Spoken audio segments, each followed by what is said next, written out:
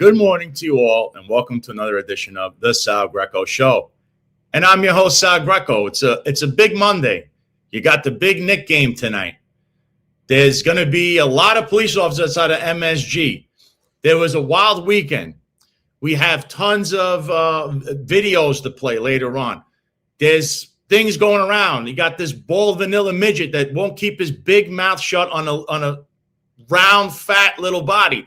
It's a lot. And I got news about a certain situation that you all should stay tuned for, because yes, I do have the transcripts that I have been reviewing and the audio recording of Paul Saraceno's interrogation with the New York City Police Department. So for everyone who's been bad-mouthing EPS and overtime abuse, all that, well, yours truly has the scoop on that, like I have a scoop on many things, to the dismay of many, especially a bald vanilla midget. So without any further ado, thank you all for being here. I see good morning, James Jordan. I see Lone Silencer. I see 92 Charlie.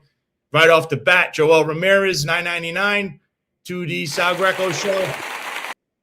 Joel, thanks a lot. I also see Frankie Palguacci, 999. Sal Greco Show says, thank you, Sal and Eric Sanders, for standing up for truth and against injustice. And there's a lot. There's been a lot. And if you guys can, go to salgreco.com. We wrote a bunch of articles the last week or so. There's a lot that we've discussed. You could support us if you go on the get in the cause, or you could buy shirts, or you could watch the show from there. But salgreco.com has a lot of stuff that other people don't have.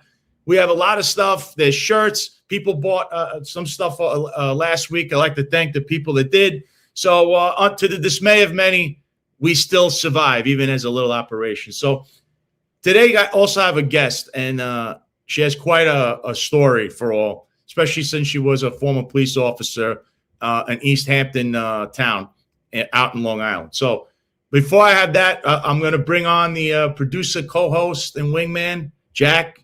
Jack, welcome to the stage. I hope you had a good weekend, right? I hope you're ready for tonight, the big Knick game, right? It's taking over. I know everybody's talking about it. Yeah, no, it's going to get crazy outside Madison Square Garden with all the fans. I know that they banned the watch party, but we all know that New Yorkers like to disobey the laws when they're being told to do something. So they're definitely going to be showing up outside.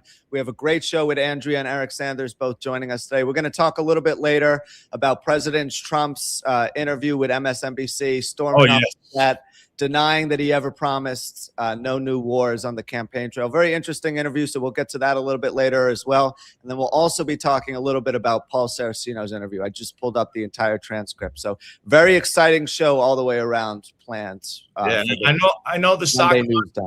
I know the Soccer Mom and Company is watching, so don't worry.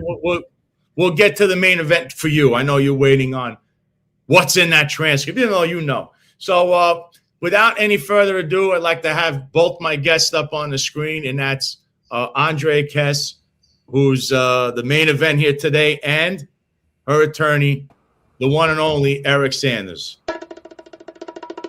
Present for duty. Yes. Good morning, guys.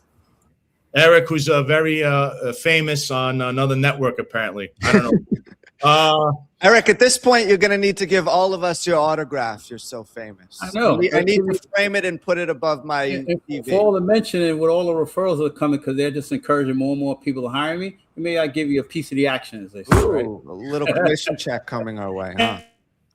It's true. It's true. But today, I want to highlight Andrea, because Andrea, she used to work in East Hampton in East Hampton Town Police. So, Andrea, I just want to, if you could give us a little bit, about your backstory, and then how you became a police officer, and then your time in the police, and then we'll get to the events that occurred as you were a police officer. So, Sure. I became a cop when I was 33 years old. I was a little late to the game. I did that because I've truly always wanted to be of service. This is not, me sugarcoating anything. And my mom at the time had brain cancer. She then passed 6 months later from her diagnosis. So it was like exactly 6 months to the day. And I just realized, wow, life is really short. I need to be doing something to make a difference. And that is truly why I, went into the field. Upon becoming an officer, I couldn't have been prouder. I wore that badge with the utmost pride. I operated with integrity. I, went above and beyond trying to help everyone that I encountered in the job. And, overall, I think I did a pretty good job. I was awarded multiple awards by the chief for my service, my exemplary police service, my excellent policing. So overall, on paper, my career looked pretty good until I spoke out against discrimination. And the minute that I began speaking out, filing a complaint against a lieutenant, everything went downhill. I was, over supervised. I was called all kinds of gendered slurs. I was called a bitch all the time. No one ever came up to me and talked about my police work. That there was a problem with my work product. It was always, you're a fucking bitch. No one likes you. Everyone fucking hates you. Out of nowhere. That became a recurring theme. And then I realized I wasn't getting backed up on stops. People weren't backing me up on calls, and come to find out, it was being said that, I was, possibly doing illegal things. That's how I was getting so many arrests. And lo and behold, I just, slowly but surely eroded my my backup, and it dwindled down to, there were times where I had zero backup. And there were a few, I have a few close friends still in the force that would come, or they were on other squads. If we were doubled up, they would come and back me up. But it got really, really bad. And, all because I spoke out, all because I said, hey, something's not right here. The way you're treating me, the way you're treating other women, and that was verified by other officers, other female officers. And they came to me with their stories. Eventually I started to hear, awful things that occurred to these women. And I don't judge them for not speaking out. That was their choice. But I do wish that they were stood up for themselves, because I wouldn't be in this position, and the police department wouldn't be in the position that it's in. We would have moved past these issues, hopefully, and we would have gotten the corrupt individuals out of the department. And because East Hampton Town Police Department, it's not an inherently bad police department. It's these few individuals that continue the corruption, and it's just eroding the integrity of the entire department. And I'm sad for the public. I'm sad for the the good officers, the ones that stood up for themselves, the ones that do the right thing. Unfortunately, we're at a point now that it's I don't know. We need to have people need to be fired, point blank, and that starts at the top. Yeah, it sounds very familiar, especially, it's like someone said, hey, 92 Charlie says, Sal, these small town departments on Long Island are boys club departments. So right. First of all, I want to really commend you for joining the police department, because when you hit something, I don't know if you know, because you became police officer after, you saw what happened to your mom, and your mom had brain cancer. I don't know if you know, Eric told you, my father died from brain cancer when I was going through my thing, and very recently, so did my nephew. So I'm very sensitive when I hear something like that, because it's that is a glioblastoma is like, it's a death sentence. There's no cure. It's like you have this, and you just watch people just wither away, and there's nothing you could do. So you hit a nerve saying that. But the fact that you became a police officer and did this because you were motivated to do it, and then to watch these people, and I know because I come from the culture, Eric could tell you the same. You go in there, you work hard, you're not doing anything. I know how these people are. A lot of them always in the corner, the joke cop, the hairbag crowd I always talk about, and they have a lot to say. But unfortunately, the people up top, the way they organize is, if you're not part of this club, we're not willing to do things. We'll leave that things in the quotation marks for the boys in the club. Then there's no, you're not rising to any level, and they're going to do everything to smack, basically drum you out if they could. And it seems that that's what happened here because, I mean, you were making like arrest DWIs and stuff, right? But that wasn't, you weren't getting promoted. You weren't, I mean, you applied for promotions too, right? Yes, I applied. I was nominated for a detective position twice, and both times I had, especially the second time, I had, my productivity was a lot better than most of the candidates there. Okay, this is why I'm going to interject. She's trying to be modest. She was number one on all metrics, everything measured in the department. She was number one on the list. So go ahead, continue. Yeah, I was number one, and I was told I was not selected. I had also, during all this, we have obviously reviews of our work by our supervisors. A yearly review and sometimes even monthly. All of my supervisors, I ranked, excellent. Nothing bad was said about anything. I didn't need to work on anything, or, I didn't have issues with arrests. Nothing was ever written that was negative. I didn't have my personnel file was spotless, no disciplinary history, and I was passed over. And I was told, I was we're supposed to get an interview with the chief of police, which is Chief Sarlo, Michael Sarlo, after a promotional, any kind of promotional interview. If you don't get the job, you have a right to have an interview with the chief, and because he's the authority on who gets the position. And in that interview, it's supposed to be productive. You can't give an excuse that someone was more senior to you or anything. It has to be something of substance that the chief is going to tell you, hey, listen, you need to work on this or that.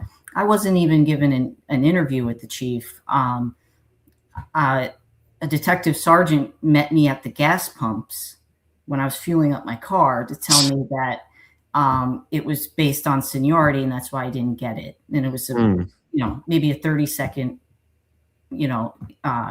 incident between me and him where he just said, yeah, it's seniority, I don't know what to tell you. And I continued gassing up my car. So that's, that's the type of thing, that I was up against. And I really kept thinking, there's never been any female during the current chief's tenure. No female was ever promoted to detective. And in the history of the department, there was only ever one female promoted. And there's a number of females. It's not like we only have one female. We had we're a relatively small agency, so we had like 8 to 10 females at any one given time. And to tell me that none of them met any of the criteria, every year it's just mind blowing. Come to find out, people start telling me, hey, I don't know why you're trying even to get in the detective division. They don't want females back there. They don't think you have the emotional capacity to handle these situations. I overheard them referring to victims of sexual assault as cum dumpsters. I've overheard, after that, it was a comment was made. I can't imagine what her pussy must smell like. Like this was an ongoing conversation with the doors open in headquarters in broad daylight. And these are things that are being said. Well, I'm in a complaint room taking a report from a civilian and I can hear it. And it's insane. It's insane. But let's talk about the relationship dynamic between the town, the department, and you for a second, because you just told a story about running into a detective at the gas station who made an inappropriate remark to you. A lot of people don't know this, especially our viewers. East Hampton Police Department, very small agency, right? Less than 100 cops total. And then you look at the people living in the town, and a lot of them are very rich Wall Street investors, yes. Real estate moguls. Houses in the area actually range, generally speaking, from 20 million to 85 million, that per the Luxury Tribune. So what do you think about the kind of relationship dynamic between the department, which is, by the way, taxpayer funded from all of those rich people, and then also kind of the culture of secrecy, because it is a very small agency? Right. I think the department, a lot of this stuff gets squashed. A lot of any kind of misconduct or anything is squashed by, before it gets out into the media. I think it has to do with donations. There are a lot of donors, and I feel like they really just try to avoid any kind of bad press, and everything's on the, they want to maintain a facade that the department is, well run. We have enough people on the road to protect these, these luxury houses, and all these, people that we have a population influx in the summertime, as you could imagine. The Hamptons, the playground for the rich and famous. So we get stretched thin, and our supervision dynamics have never really adapted to that. The amount of people on the road, that's never really adapted to it. We stay the same throughout the year, even though we have this giant influx. And I've noticed that with like bigger arrests, maybe things that involved guns, drugs, sex trafficking, that was always kept out of the paper, because I think people want to maintain this this idea that they live in the quaint Hamptons and they could keep their door unlocked or whatever. And I think that just rolls over into then misconduct and all kinds of things. And, there's definitely an element of secrecy that is kept, within that department and the town. Yeah, I have someone I want to ask you. Jeff Smith said, after applying for the East Hampton Police Department, how long did it take Ms. Kess to get hired? Oh, it was about, it's a year-long process with Suffolk, just about a year long. Yeah, to go through all the medical, the psychological, the physical stuff. Once you get on board with that, and they decide to, you're able to go to the academy. That's another 6 months. But technically, you're hired when you're in the academy. So I'd say, it's about a year-long process to get on, and in the academy, then you're technically hired. Maybe not hired, probationary hired, I guess, because if you fail the academy, you're out. And then upon graduation, the next day you're working, which was, at least in my case, I was boots on the ground the next day. It was a long process, but relatively easy process, as far as I thought it was. Yeah. So, and what you're describing is East Hampton sounds a lot like New York City, where they're telling you the perception management here is, oh, we have this swanky town, and we're known for all this stuff, but there's no crime here. But they're saying that it's the opposite of that, because they have all kinds of stuff going on that never even gets to the public, and they make sure that it's clamped down, kind of like someone who's running the New York City Police Department right now as we speak. Very interesting. Very interesting. So now we're going to get into what had happened, because you filed your first complaint against everyone. This is right after you, once you noticed that, you weren't going to get promoted, and this was a good old boys club from the top. Sounds familiar as well. So take us through how that all went down, and then how you filed that, and then what happened after you filed your complaint.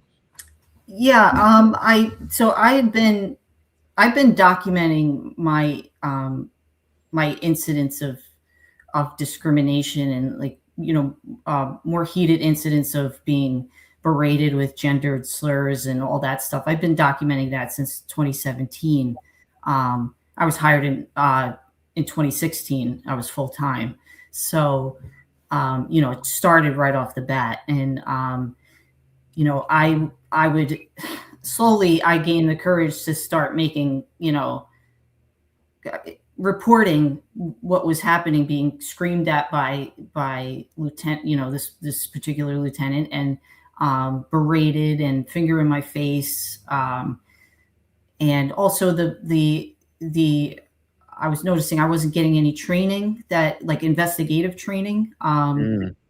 We are allowed to put in for training. You put in whatever you'd like to get, and usually that's met, but I found that they would, people on my squad that had less time on the job were going to to these investigative trainings, and I was being sent to like emotionally disturbed persons training or something like that. So that stuff, I started noticing that in 2017. I was saying stuff, I was vocal. I said, hey, I really would like to have, interview and interrogation training. And I put in for it the last 3 years, what's going on. And, oh yeah, we'll send you. And it never did. And I started asking around to all the females, and same thing. No female was sent to any kind of investigative trainings. Only these, smaller emotionally disturbed trainings, or, these little car seat training where you put the car seats in. You go to New Jersey for, a couple days, and it's car seat installation training. So I was, it was really bothering me around that time, around 2017. And I became more and more vocal as I saw nothing was happening. The more I complained, the more this lieutenant came after me, the more I was over supervised. And, finally I had a major incident in, one of many major incidents, but I had an incident with this lieutenant, and we were in headquarters. He didn't like the way I wrote a memo. I told him I was uncomfortable speaking to him without anybody else being there. He forced me to go in the room, slammed the door, said, nobody's coming in. I said, well, I'd like I'd like PBA representation. And he denied me that. And took 2 steps, got in my face like this, and said, you're a fucking bitch. Everyone fucking hates you. The chief hates you. The captain can't stand. I mean, he went down the list. Nothing about anything that I did work related. It was all, I was a bitch because I wrote a memo in a certain tone, apparently. So, at least in my experience and in the experience of females that I've talked to, it was always our tone. It was always, you're too emotional. If you were assertive, you were a bitch. It was never ending. You couldn't win.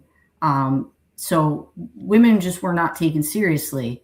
And, I come to find out it's for a lot of different reasons, but one reason that I was shocked about, and then, it makes sense now, was the chief had apparently said that women of reproductive age he wouldn't hire or promote because of the risk of them getting pregnant, and therefore it screws up his budget. People, they have to go off the road when they're, at certain point in time. And it's crazy.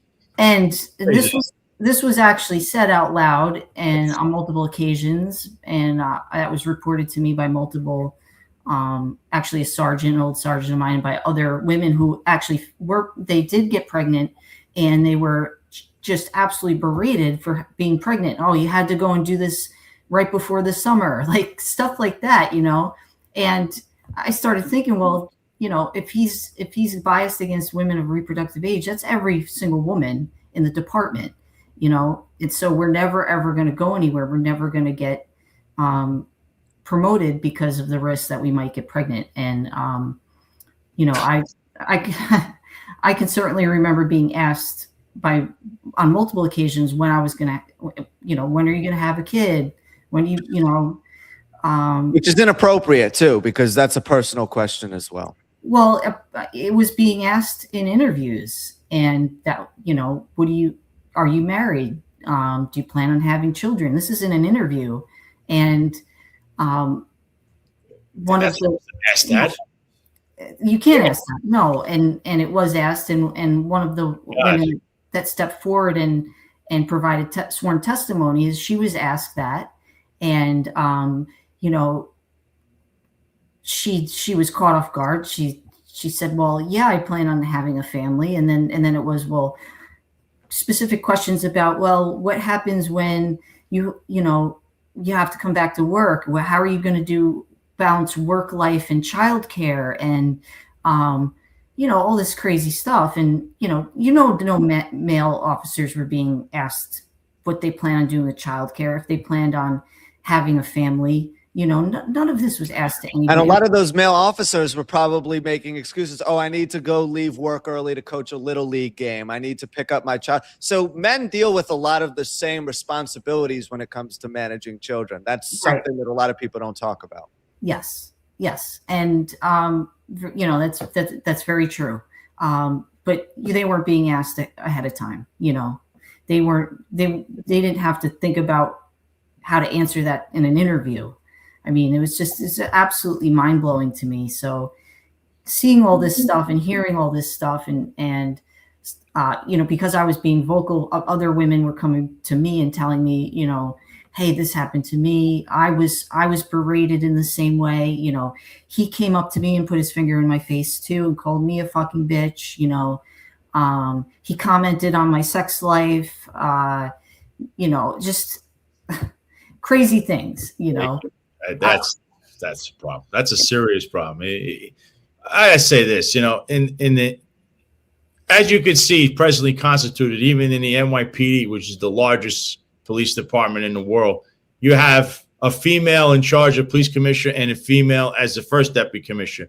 Not that I'm not trying to say that the both of them surely do not deserve to be there for their actions, not because they're females or males. But in this instance, it's like you're being, and I feel like this is selective because I think they're picking on you and someone else, but someone who's willing to play footsie with them, they're going to cover. I'm sure there's females that they're in the group with these people that they're not saying anything. So this is what me and Eric have called selective outrage, is what they like to broadcast. That's what this sounds like to me. They're randomly choosing winners and losers. And remember, this is a job where it's supposed to be an equal opportunity employment, meaning everyone's supposed to be treated equally, and asking questions like that is insane. I can't believe you even asked that stuff. Yeah. So, you think about that. So I was faced with going into, I interviewed for sergeant, and at this point I had been told by this lieutenant on multiple occasions that I was hated by everyone up at the top. And, I'm thinking about, well, I'm of reproductive age, and, I didn't get the training thing, if you have. Okay. This is where I'm going to interject again, because Andrea's being modest again. She was number one on the list. Number one.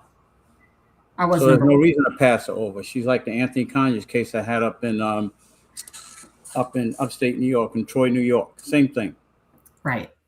So you're number one, but you can't get past this lieutenant and the other guy, Sarlo, that they can't get past you're a female or they just don't like you. They keep using the same excuses.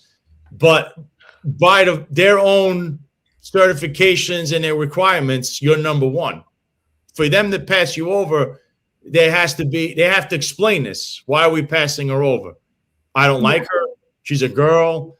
She's a bitch. What is this? What is it? Why do they keep passing? This is what I can't understand. Because by all accounts, you should have already been a detective by that point. Right.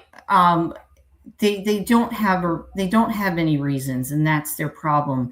At this point, they have nothing that they can say that they can't pull my disciplinary record and go, oh, look, you know, she did all these things. My disciplinary record is spotless. They can't point to, well, supervisors said that she wasn't, you know, up to par with the rest, or that she had trouble doing certain things and she doesn't possess leadership skills. Every box was checked, you know. So if you're going off of, you know, putting, you know, take the individual out of it and put the facts down, you know, the metrics, and go by that, which is what we're supposed to do, I should have been promoted. And it just wasn't happening. And I finally, after being berated for so long by this one lieutenant, I had that incident. I was going to call a lawyer right then and there, but I calmed down and said, let me complain internally. So I made an internal complaint. And so this is where things get interesting, because a lot of people say, oh, I'm going to go to the PBA, I'm going to talk to a union representative, but who do you think is paying the PBA representative's salary? Who does the PBA representative work for? So while they might seem like they're your friend and they have your best interests at heart, at the end of the day, they're always going to do what's best for the department. And I think that's where people really end up getting burned in a lot of these cases, because they think that the PBA representatives aren't getting on the phone with the chief of department and saying, hey, did you hear Andrea just filed this complaint against you, man? What's going on? Tell me, give me the scoop. Tell me what's going on before I go talk to my bosses, you know? And that's kind of an area where we criticize the department as well, because internal reviews are like a poorly functioning HR department, where the people working in HR, at the end of the day, they work for the bigger corporation. So that's an institutional problem, which seems like it kind of got you further into hot water here with your case. Right. Yeah. And the minute, so I decided to make a formal complaint, I did contact the union. I had a representative with me, actually the president of the PBA, and we sat down and I made this complaint to my sergeant. I watched him write pages of notes on a legal pad. I told him about every incident that has occurred since 2017. So he had a lot of notes to write. I told him the specifics. Here's what I was, you know, this is what was said. I was being called a little girl. My tone. I was a fucking bitch. And, you know, I made it very clear that I felt like I was being harassed at this point. You know, this was just clearly harassment. And I also made it clear that I was very uncomfortable with this person being, you know, being on being in any supervisory position over me. So I made this complaint. Oh, prior to making that complaint, when that incident did happen, I wrote that memo. This was one of the most humiliating experiences of my life. I came into work. I was told I was going to be in plain clothes, and so it was my last afternoon shift. So I had brought my uniform home to wash it. So I left everything at home because I didn't, look, I don't have to lug my uniform around. I live very close to headquarters. So I left everything there. I come in and I'm supposed to be in plain clothes. And the minute I walk into muster, it's Kess, go get into your uniform. And so I'm like, great, and it wasn't a good Kess, hey, go change your uniform. It was, so I'm like, what is going on? And, my heart sank. And so I waited for muster to kind of clear out. And I said to my sergeant, hey, I don't have my uniform here. It's at home. I'll have to run and get it.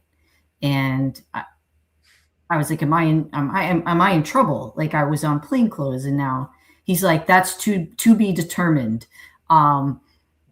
So I said, can I run home and get my uniform? Absolutely not. He's making the rules up as he goes along to be determined. He's moving the bars. He's moving the field goal posts. Yeah. So he says, go upstairs and find a uniform in the locker room. So I go upstairs. Obviously, I'm not rifling through people's lockers. There's no extra uniforms in upstairs. And I'm also thinking, this is insane. Why can't I? It's dangerous to wear somebody else's uniform. It's too big. I don't even have socks. I don't have my boots. So I go back downstairs and I say, there's nothing up there that I can wear. I'll just run home. I live right down the road. They know that. And he's like, absolutely not. And he's pissed off at this point. He grabs keys and he says, come with me. He goes upstairs. We go into the storage room and there's just a pile of dirty, moldy, musty uniforms. Oh. And he says, find something. So I had to sift through this moldy pile of uniforms to find something that remotely fit me. And I was so humiliated. I go into the locker room and I still don't have boots. So I go back down. I say, Sarge, I have no boots. And at this point I'm kind of pleading in my voice. Like, I don't understand what's going on. Like, can I just go and get my uniform? And he's like, I'm telling you right now, find a pair up there, go find a pair. So I found somebody's boots. They were 2 sizes too big. I had no socks. I wore a uniform that was 2 sizes too big that day. I was absolutely humiliated. I go back down, and at this point, I'm just like, I'm on the verge of tears because I'm going, this is crazy to me to be treated this way, not only on a human level, also, cop to cop, I'm a police officer, I know there's a chain of command, but there's still just basic respect. You don't humiliate someone like that by making them wear a moldy, dirty uniform. And I started to talk about my past dealings with this lieutenant that, started this whole thing again. And he's like, I don't care. None of it's relevant. And he did say, we all know you do great work and this isn't about your work, which always will stick in my head. None of it was about my work. What was it about me. Oh, so it's you. It's personal. It's personal. So the emotions get. No, it's not personal. It's because she's challenging to upset the boys' network. That's the problem. Right. Not anything else. They can't point to any objective metrics. They can only talk about she's a bitch and everything else. Right. For no reason. She's not. And also, they're berating you as you're getting ready to go out on the street to do police work. That's not a good mentality to be in, feeling scared and like your department is coming after you. When you have to go arrest potentially dangerous victims and perps who could have guns and drugs and other things as well. I mean, they're putting you in a very bad situation all the way around. Yeah. And I'm swimming in a uniform and have boots that are 2 sizes too big. And, I'm thinking if I have to chase somebody or, I'm going to trip and fall. I'm swimming in this uniform. I'm, every time I walk, my boots are coming off my feet. It was ridiculous and so humiliating. Degrading, actually. This is eventually at least to her filing a lawsuit because of all these different things. Without getting into all the finer details, because it's going to be a deposition, but this is an overview of how she's being treated. She was never promoted. There's only one female supervisor right now. She's a lieutenant, and then she even got passed over. That's going to come up in this case too. Oh, she got passed over as well. So, and they don't respect her either. And she didn't support Andrea because of a whole bunch of dynamics. But the bottom line is she's been mistreated since she was a police officer too, and as a sergeant, and currently as a lieutenant. Yeah. Wow. This is like you. I mean, I had to ask, like, how do you feel today? I mean, it's like and then, they terminated you on top of it. They found a bunch of trumped up stuff and just laid it out. I remember seeing the press release on it. I go, none of that makes sense, because it's because you challenged them, they turned around and said, we got to get rid of it. That's what it sounded like to me, which is how many more times we've seen that. I've got to say that about what the police department does. It's you buck the system because you weren't going along whatever it is they wanted, and they used the entire system and turned it on you. That's how I see this. I mean, I saw the little press release they wrote about you. You didn't listen to something they said. They don't even want to even hear anything that you tell them, and they don't want to promote you. They don't want to explain why, even though you're the top cop in the whole department. What is their excuse other than there's something here that they're not telling the public? Right. I know it's East Hampton, but still, you have to tell the public what's going on in your own police department. Why aren't you promoting your best cops, and you're keeping this tight lid on things, and you're treating certain people different than others, whether it's because they're a female or the males get promoted, or they're hanging out together, they're Joe cops together. There's something seriously wrong with this. So if the public is looking at this, they'll see why she got terminated, because she had the audacity, or her lawyer had the audacity, to put information on the EEOC out in the public domain, like her First Amendment's like completely thrown out. So to really fire her for me, which makes no sense. Innocent in charges. They specifically referenced the EEOC charge. That has to be the most ridiculous move I've ever seen in life that lawyers would make. But sure enough, that's what the town did. The town called me a coward. Oh, yeah, I'm a coward. He was disbarred for his reason, but I don't even want to go into that. Andrea is certainly not a coward. She has courage because she has a nerve to challenge you on your illegal policies. No lactation rights, no specific female locker. This place in the Stone Ages. and if you look, they didn't terminate because she lied about anything. They're upset because she exposed corruption and discrimination. That's retaliation. Yeah. In a nutshell, it's what it is. Eric, we talk about it all the time. The institution protects itself because it's more expensive to actually fix the interworkings of it. Exactly. In other words, you could fix the chain of command. You could fix the reporting structure. You could actually have an independent agency reviewing all complaints independent of the town. But they don't do any of that because they think they can hire a lawyer that can wave a magic wand and make it all go away. That's not the case most of the time, but they think they can wear you down. And that's kind of their logical thought process and acting the way that they do. Exactly. I'm flabbergasted by this stuff. I mean, I know this goes on, but like I said, when I read your termination, it seemed like somebody wrote Sal Greco 2.0. You didn't do anything wrong. They have nothing, and they just make something up because for whoever it is behind the scenes that doesn't like you exactly, I don't know which clown it is that pulled the string. We don't know. We'll find out. But someone pulled the string and said, she's got to go. We've had enough. We don't want any more questions. We don't want to hear about, because this has been going on for a long time, because people, they don't know. In a small department, it's even the good old boys club is even bigger than something in a bigger department where there's a cliques. Here, it's only 100 people. So you're going to figure that clique is one clique in control. The NYPD has numerous cliques. That's the difference. It's so big. Here, it's the good old boys club is the top, and that's the clique you want to be in. It's a big one. And people don't know this is how you hear stories and why the smaller police department, even though you're in a town where like a lot of New York City people flee to in the summer, like right now, and it's a big party town, they don't know this is what goes on. Right. Even in the smallest department, that it sounds just like what happens in the NYPD or the LAPD. It's always getting neglected. This is why it was important that you came on and you explained all this.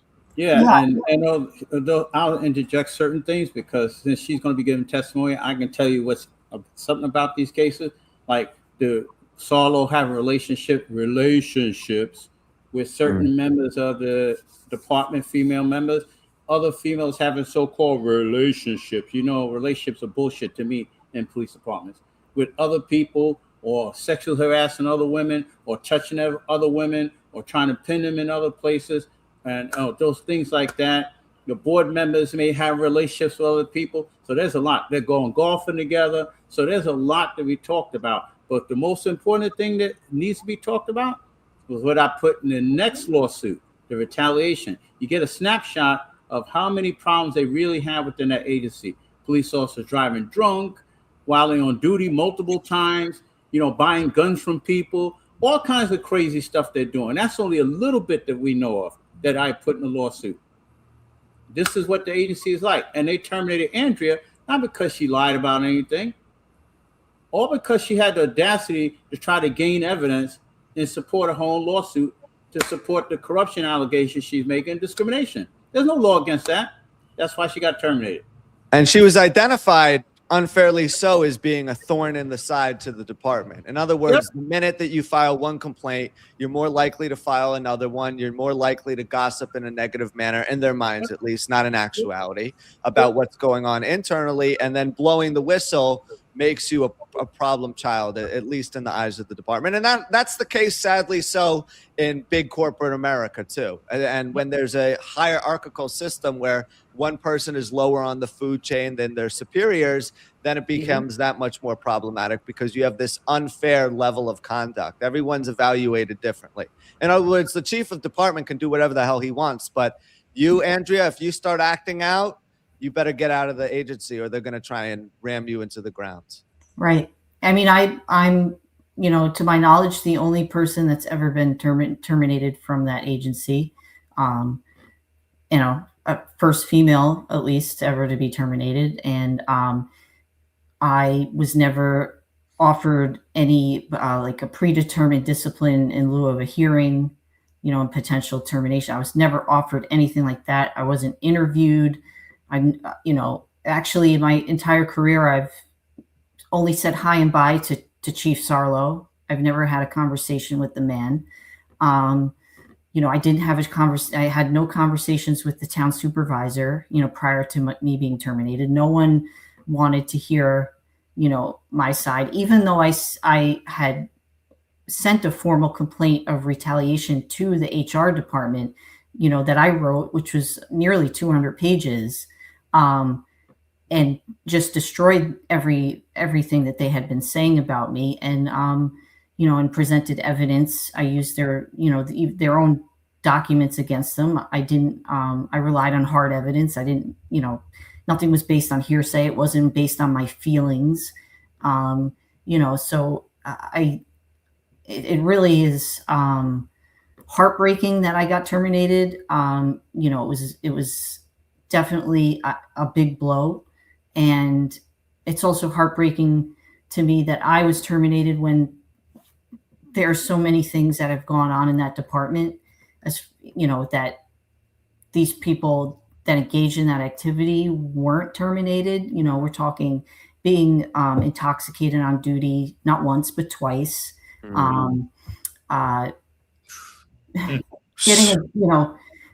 Getting your second DWI in another township, causing property damage, knocking down one of the main light posts in the town, causing all kinds of problems. And you're arrested for DWI.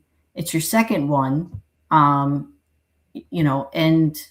you're still retained by the agency. You're placed on paid administrative leave. And, this person was able to still keep his job even though he had a restriction of an interlock device, or has. So he's driving around an emergency vehicle after his second DWI with the restriction of an interlock device.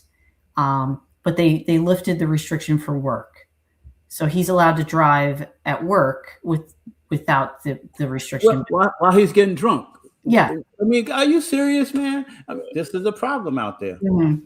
And this is a problem that's universal in policing, though, Eric. Let's not pretend that it isn't. I'm sure you saw. No. You hear me say this all the time. This is just a small version of it. Right. I'm sure you saw what happened in Hampton County in Massachusetts a year ago when Chief Sheriff Nick Kochi was caught on camera right outside a casino with a tire on his car blown out, blew twice the legal limit, and he was allowed back on the job 5 days later after a 2-day suspension, even though he had a device installed in his personal vehicle that forced him to blow into a breathalyzer before he started his car. That was not required when he was driving around his departmental issued vehicle, which is a problem, right? Because you can't be a personal train wreck and allowed to be running a law enforcement agency. And it seems like, especially as you get higher and higher up the totem pole, more deviant behavior is allowed, and it ends up being a conflict of interest and a danger to the civilians in the jurisdiction. I mean, look, yeah, right here, Judge MSP 5930 says, Andrea, it takes a strong person to do what you're doing. Keep up the fight. Justice will prevail. Unfortunately, these departments believe they can ruin someone's life, and there are no repressions. 100%. And by the way, that's Dave Terrell, if you didn't know. Ah, that's Dave. Dave. Yeah. Shout out to Dave. Dave's in the chat. Dave was here last week, and he set the world ablaze with a lot of things that he knows, and he's coming back because there's a lot more he didn't say. So stay tuned for that one. But see, he's telling you the truth, Andre. This is what they do, and they feel that they can do whatever they want because no one's ever held accountable. And what I'm hearing, the DWI cop sounds like the Joe Cop crowd, by the way, who over the weekend was really disgusting. You know, they're just disgusting people where they want to justify any bad behavior a cop does. And I think there's more than just protecting the culture here. Some of them have done these actions and are guilty of these things, or they know a friend or family member who did these things, and they just don't want anyone ever to look at it. Even if it was 25 years ago, they're worried. They're looking over their shoulder when, look, we're saying this culture, this kind of stuff's been going on for far too long. I'm talking decades worth of stuff. This extrajudicial punishment, yes, the word extrajudicial punishment, sorry, bald vanilla midget, extrajudicial punishment where you throw people's head against poles and I don't know where the hell this has been trained anywhere, square up with someone, knock them out, and then you beat on this guy instead of trying to handcuff him. I don't know where anyone thinks in their right mind that that's behavior that a law enforcement officer should be doing. But this is what I'm talking about. And then here comes you, Andrea. You don't do these kind of things. You just go there to do your job, just like Dave Terrell or myself. And then what happens? Here they come. They're coming after you. And they use the most disgusting, vile tactic. It's the oldest trick in the book. And they use their little Joe Cop friends in their little circle. And then they just basically drum you out. And the only thing you could do is it's a long uphill battle, like I say, because I'm in one myself. Dave's been there numerous times. Quatisha Epps is in one, and you're gonna have the people, the chirpers, the bald vanilla midgets coming around saying, she deserved it, DEI, whatever nonsense you're gonna say. I'm sure DEI, I haven't heard that word in here. The DEI thing because you're a female. And I know I'm gonna play a video where there's a female cop that didn't help their partner who absolutely doesn't belong in the job. But not because she's a female, because she did everything you're not supposed to do, which is called cowardice. You didn't do that, but this particular police officer did. These are things that should be, we put a spotlight on for a reason. But in your case, it sounds exactly like all these other cases I've seen and heard lately, and it's just a crescendo because it's decades in the making. You knew this moment was going to come. And for many out there, it is not 1976, 86, 96, 2006. It's 2026. There's cameras everywhere. People have the right to film you. I don't know why you think they don't. Don't respond, but there's so many things. But my problem here with everything, like I said, is I see what happened to you, and it's the same MO of what happened to many others. And I'm rooting for you. Maybe you want to call me biased when I'm not. I'm not biased, but I could.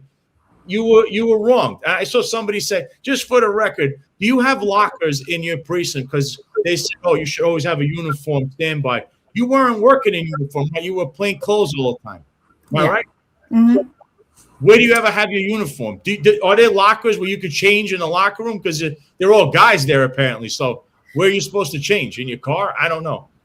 No, we have lockers, but I was specifically told, come in plain clothes. So I took an opportunity to wash my uniform. So someone just asked a question. This is how it's invert, right? They said, well, do you have a locker room that you store your equipment? I'm sure they probably do. That wasn't the issue. The issue was to make it difficult for her.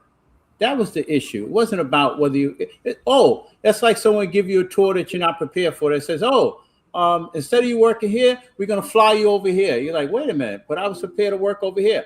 It's just designed to disrupt the workplace. It wasn't about anything other than that. And then humiliate her by having her wear old moldy boots and all this other kind of stuff. I mean, come on. It's to get into her mind. Stop challenging us. Stop challenging us. She didn't stop. Termination. And if you ask why, because she exposed the EEO stuff. And she recorded people without their permission. Last time I checked, that's lawful in New York. Yeah. It is. That's what it's all about. She didn't stop. But you recorded them to basically, if you say these things, they're going to say, Andrea's crazy. That's what they like to say, right? But now you had it on tape. Oh, she's not crazy. So, boy, you can't tape me. What are you doing? It's illegal. Yeah. I mean, the recordings that I have are of people completely, exposing corruption. They're telling me that they were being ordered to retaliate against me. That they're in fear of retaliation, that they feel like they're being used to build a case against me. I have other recordings saying my arrests were fine with the DA. There were no problems. There were absolutely no problems with my work, and I was considered, a good cop for the ADAs to work with, because I gave, I had detailed narratives, and I could testify, and I have that on recording, and it's well within my rights to do that. It's collecting evidence of corruption, and it's preserving that evidence. And unfortunately, people get amnesia, or they when it comes time to stand up, they just lose their footing, and they don't want to do it. They clam up. They don't want to say what they had been saying to you all along. Mm-hmm. So I made sure that wouldn't happen, because this needs to be out there. The public needs to know that this is going on. The public needs to know that, there are officers in that department that have done some crazy things, and they're still working. And then you have a good officer that wanted nothing but to serve the community, and was doing so with integrity, and they get terminated because they spoke out. You mentioned amnesia. I think it goes a little bit further than that, Andrea, because people are scared about losing their jobs, their source of income. They have a family to support. If they file a lawsuit and it goes poorly, they may never be able to get another job, either in the field of law enforcement or outside of it. So there's much deeper ramifications. Right. Potentially going public with your accusations than I think a lot of people realize. And that's the reason that employees, both in policing and other occupations, don't go public, because they weigh the risk versus reward. Am I going to be able to benefit and get something out of this? Are people going to believe me? If the answer to those questions are no, then a lot of times they'll just try and quote unquote tough it out, even though that's never a rational solution. And things are never going to get better, by the way. If you didn't speak out, it's not like the situation was going to magically go away. You were going to still be subjected to the same harassment you were dealing with previously. And everything that I went through was designed to quiet people, to keep people from speaking out, because they go, look what happened to her. That's the worst fear of any cop, is losing your job. I lost everything with that. I lost my pension. I lost my medical benefits. Just to answer this guy Hunter's question, the lieutenant was yelling at her because he's an abusive asshole. That's why. Her sergeants weren't mad at her. Matter of fact, she had good relationships with all the sergeants. Good relationships. He's an asshole. He's an abusive person. He knows who is Toya. I'll say it because I'm not afraid to say it, because he's addressed that way in the lawsuit. Beat up his wife, everything. This is a clown. He doesn't deserve police work, but he's still working there, and he's referencing the new lawsuit. So he's one of the abusive ones right there. Andrea doesn't have to say it. I'll say it for her. Thank you. I want to say this because I know you gave us like an hour of your time already. Just in closing, Andrea, I mean, how do you feel going forward? Like, what are you doing now? Because obviously, you now, just to answer Hunter and White's question, yes, there is a federal lawsuit that's what she can't talk about every little thing, but Eric can. So she did file a federal lawsuit against these people. So what do what do you say moving forward? What do you say to others that are experiencing the same thing? And is there a way that anyone can, if you have social media, anything that anyone could reach out to you, or if they want to talk to you about any of this stuff? Yeah, sure. What I would say is that, for me, despite everything I've gone through, despite the, going through this for a number of years, and the ups and downs of it, I would do it over and over again to prevent it from happening to somebody else. I would encourage anyone going through similar situations at work to speak out. You can't bypass or diminish your own integrity, because you're scared. Things are going to work out. That's what I would say. Things are going to work out in your favor. It's going to take a little bit. It's going to be a little bit of a grind, but in the end, you would have done the right thing. And, I would encourage everybody to stand up and speak out. And I encourage people that are seeing it happen to somebody else to be supportive and stand up and speak out as well. And I know people are going to say, well, I'm afraid to lose my job, and, this and that. And I completely sympathize with that. And I understand it, because here, a perfect example, I did lose my job. But there's light at the end of the tunnel as well. Do you really want to be working for a place that is that corrupt? Do you want to spend the next 20 years, being held back and discriminated against, or, whatever the case may be? So I would encourage people to really just think about it and in the end, stand up for themselves. I would do it over and over again, hands down. And as far as reaching out to me, I have no problem helping anybody that would, feels like they are going through a similar situation and need some advice, or just wants somebody to listen. They can get in touch with me on Instagram. What? Nope. If No. they want to reach out to her, you can come through me. I'll come to my attorney. Get to her. All right. Yeah, I got to make sure and screen people, because you never know who these people are. Right. Also, and she has a federal lawsuit and a pending state lawsuit for retaliation. So she's got two. Yeah. That's right. That's why people have to understand there was two suits, but yes, so when they asked about the federal, yes, there is one as well. And if you want to read about that, go to sandersfirmpc.com. Right in there, on Eric's blogs, I believe it's the third one down. You'll read about Andrea's case. Everything that's in the lawsuit, you could read it, and you could find out more about the whole situation, the current one that she can't just reveal all the details, because there's going to be current litigation with that. But Andrea, thanks for coming on. I want to, if I have you back on another time, I want any updates with everything. I'm rooting for you.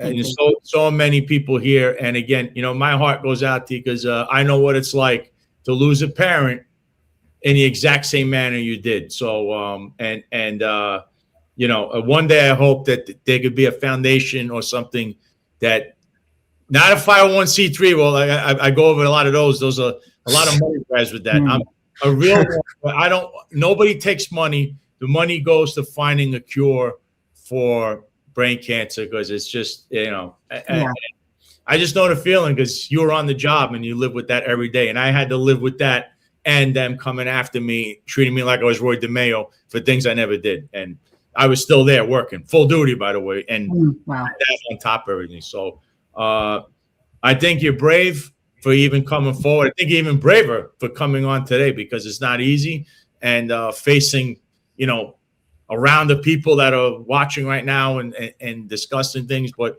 you have a lot of people in comments that are behind you. So once again, Andrea, thank you for coming on, and I'll have you back in the future, especially as your case moves forward. And of course, Eric could always keep us updated as well. So okay, thank you for having me. I really thank you so much, Andrea. We know it's not easy to go public with the allegations that you're making and to talk about your case on a show like ours, but we really appreciate you coming on, and we also hope that you kind of set the foundation and the groundwork for future people to speak out in the manner that you have as well. So thank you so much, and we're wishing you the best of luck.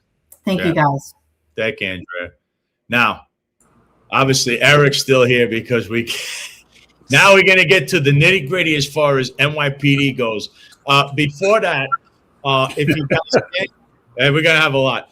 SEOginzos.com. Tell them you're a friend of Sal's. They'll give you 10% off anything as far as whatever you need, your social media, SEOs is very important. It's how SalGreco.com is now rised in the rankings and all that, because I don't know any of this stuff, but they do. Tell them you're a friend of Sal's, you get 10% discount. And also IACRL.org. Become a member of the Italian American Civil Rights League. They have so much stuff going on. I actually missed the meeting we're supposed to have. They have Manhattan chapter. There's events in Boston. It's everywhere. It's all over the place. You're Italian American, or even if you want to say you're Italian American, join IACRL.org and join, and you're going to have a good time. They're getting a lot of events, a lot of places to eat, a lot of things going on with that. And of course, once again, salgreco.com, you get the articles, you're getting shirts, you get the show, you can watch it live. And of course, you can support us. You go there, you hit the support button. Whatever generous donation you give goes a long way. Remember, we are listener and viewer supported. I'm not Fox News, and I'm not those people. You don't want me being there. And so you're not getting influenced by social engineering. No, there's no social engineering. You're not doctoring up every single narrative to fit into a mold. No, and I'm not on there buying followers and subscribers from India or wherever it is like other people. But we'll get to that. I mean, people do that? Yeah, some people do that. Some people do it. It's very apparent. Socialblade.com. Socialblade.com. Put in whoever you want. You'll see for yourself. You need to have viral content to get a big subscription. You can't get subscribers when your videos are flat the whole time. You go on people's channels and go, how come Social Blade saying you have 100,000, 200,000 views, and this video only has 3,000? It's been that way for 3 years. But hey, Blade, I guess it's my fault that everyone else sees something. I don't know. But I'm going to go, we're going to run backwards now, and we're going to move all the way forwards till the grand finale with Mr. Saracino stuff. So my first video I want to play was the Friday fiasco, because it's important, because this is the stuff people don't know about, tour changes, all this stuff. So let's play this. A little dark and gloomy today here in Fort Lauderdale, Florida, where it's 79 degrees. But we do have a Friday fiasco for you.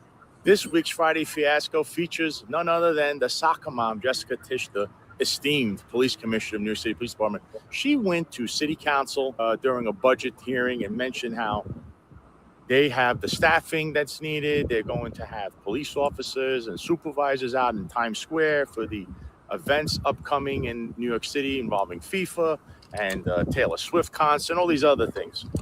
What she failed to tell them, which is overtime related, is that the police officers that she's sending and supervisors and, up the ranks, they have already done in the upwards of 40 to 50 to 60 tour changes.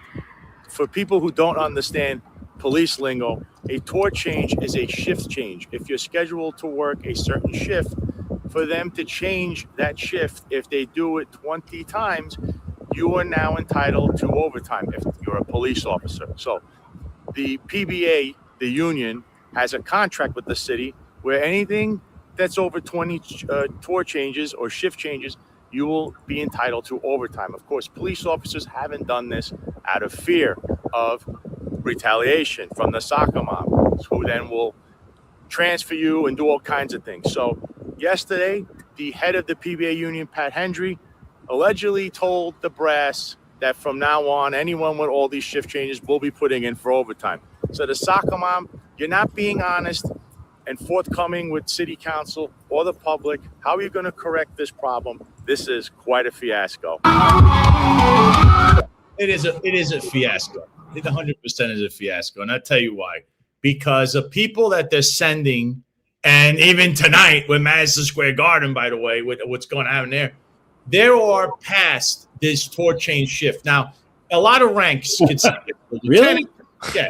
Lieutenants, captains, sergeants, detectives, but the cops, the PBA union contract, which even Eric could go back and tell you about, has been forever that once you hit that 20 tour shift mark, when you're 20 tours that you've changed during the calendar year, you're now entitled to overtime. So, Eric, I don't know if you want to explain that a little bit about that. And then the little bit that then you found out that there's people now contacting you about in regards to this entire fiasco that people are at 40 and 50 and 60 tour changes. And now here comes the summer, Eric, and they just put, I don't know how many cops into the little FIFA summer detail there in the middle of Times Square.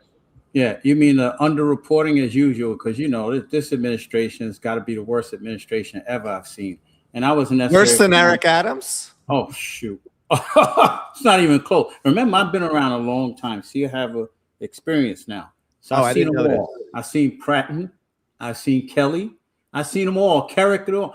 This hands down the worst administration. They're hiding the overtime. So let me tell you how they're doing it. Forever. You have cops that are working 8 hours and 35 minutes, 8 hours and 23 minutes as a general tours, but now they have these 10-hour tours, these 12-hour tours, which then gives you 15 and 17 tour changes. Whatever. The bottom line is, once you meet that threshold in the contract, then they have to pay the police officer overtime. What they've been doing, and the unions haven't been challenging it. And sometimes I wonder why. Listen. Look at the Supreme Court case that says you don't have to pay your unions. I don't know why people pay unions. They're good for benefits. They don't fight for you. So when it hits 20, you're supposed to get paid overtime. So this is where the savior, I was going to say soccer mom, but I'm going to say Commissioner Tisch was disingenuous in front of the committee about budgets. So what you have is a bunch of police officers been tour changed more than 20 times. And what you're doing is you're underpaying them, you're cheating them out of their pension, and you're creating a potential lawsuit. Actually, I wrote about this since people keep asking me about it. When you see me write a blog, that's because people are asking me about these things. Then I write about it. The Sergeant Benevolent Association took on this issue back, I think it was in 2011, if I remember right. But remember, a pay differential is only good for 3 years. You got 2 and 3 years.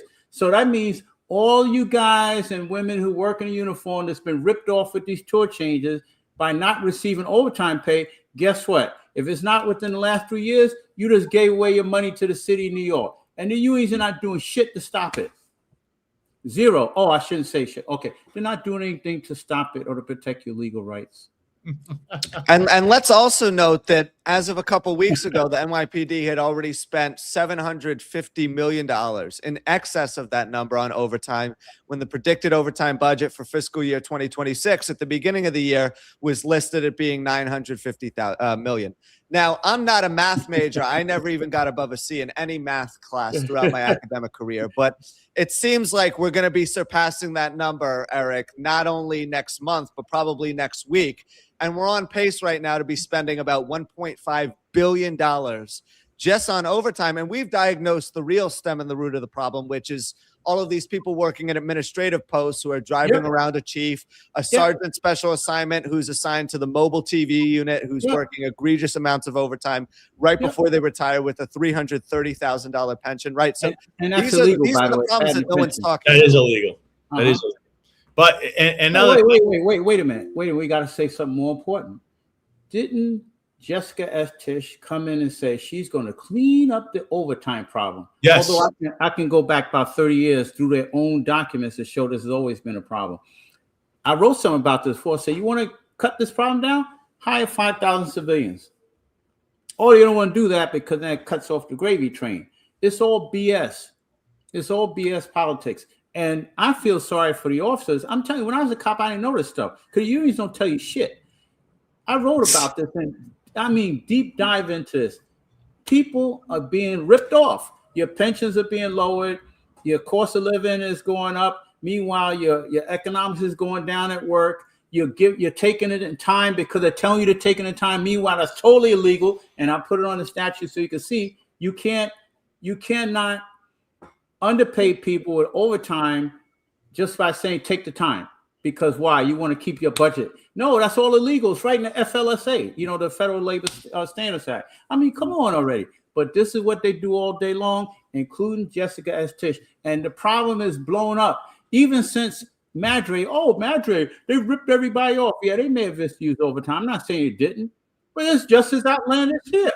What's changed? The only difference is she's got the papers in her pocket. That's the only difference. And another change is that Mayor Mamdani has been way too hands-off in terms of how he manages the police department. He's kind of pawned all the responsibilities off to Tisch. And he's essentially like one of these CEOs of an operation who has no idea what's going on beneath him in certain agencies. And he's not good at managing all of them at the same time. So that's equally as problematic here. And also a lot of the issues we're not hearing about because Tisch is viewed so favorably by the institutional bureaucrats, both in politics and the people working in the media. And I really don't understand why. Because she's from a billionaire family. Okay, Steve Tisch owns the Giants, and a lot of they control the media and the information flowing through the news cycle. Remember, Eric, I mean, President Trump even admitted this when he met with Mamdani. She was high school classmates with Ivanka Trump and good friends with her, by the way.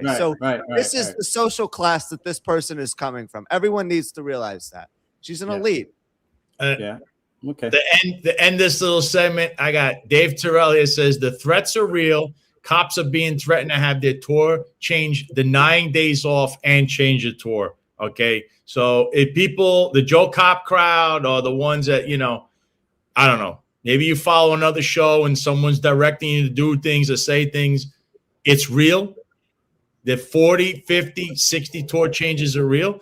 And I don't know what to tell you. Because now the union, these people have complained. And whether, I don't know if Pat Hendry has the stones to really challenge the soccer mom and them. But if you need an attorney, you have one on the screen because you have a major lawsuit and the fact that you're not getting paid and you're being threatened and told that if you even try it, they're going to come after you with all these different things. That, my friend, is textbook retaliation. There's something else I want to say, guys. It's not just the uniform people. I even have civilians call me about this problem too. They're being told that if you don't take the overtime in time, you won't get overtime. All that is illegal. Where the hell? Where's 11? What is it? DC 37. Where the hell are they? Where's 1180 and the communications? And I've got 1549 for the PAs and all that stuff. Man, I haven't talked about that in a while. But anyway, the bottom line is, where are these people? They're ripping off your own employees. They don't care. You know why? Because they're getting paid on release time as an employee for the city, and they're getting double the pay as a union board member.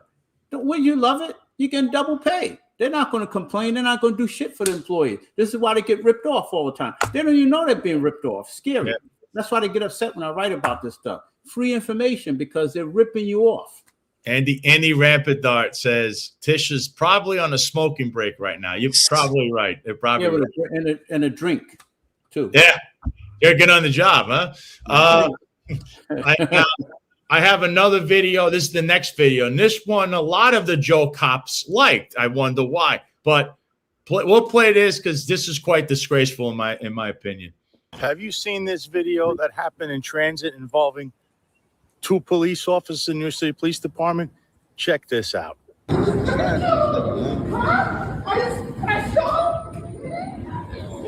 playing! Stop playing! Stop playing! I'm trying to ask you! Stop playing with me! Stop playing with me! I'm trying to ask you that! Stop playing with me! A few moments later. She up here talking on She up here talking. Oh, she's swinging on the oh. I don't know. Oh, she's swinging on her. She's bucking.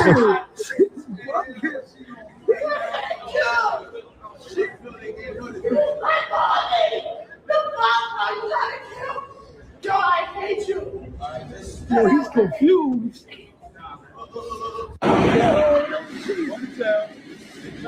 She's still spitting. She's still spitting.